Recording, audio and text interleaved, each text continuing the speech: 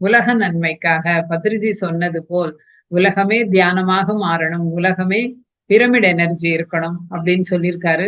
அதனால அந்த அந்த ஒரு பிரமிட் வந்து நம்மளுடைய பொது நலத்திற்காக, உலக அமைதிக்காக. நமக்கு தெரியும் நமக்கு வந்து அந்த பிரமிடுன்றது எவ்வளவு ஒரு உன்னதமான ஒரு சக்தி, எவ்வளவு 3 மடங்கு சக்தி வாய்ந்தது.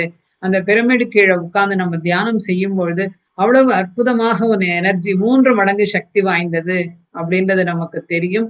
இப்ப வந்து என்னன்னு கேட்டா கந்த சஷ்டி நடந்து கொண்டிருக்கிறது. கந்த சஷ்டி முருகர் வந்து மிகப்பெரிய ஒரு கிரேட் மாஸ்டர். நல்ல ஒரு எனர்ஜி, நல்ல ஒரு ஆற்றல் இந்த 6 நாட்கள்ல.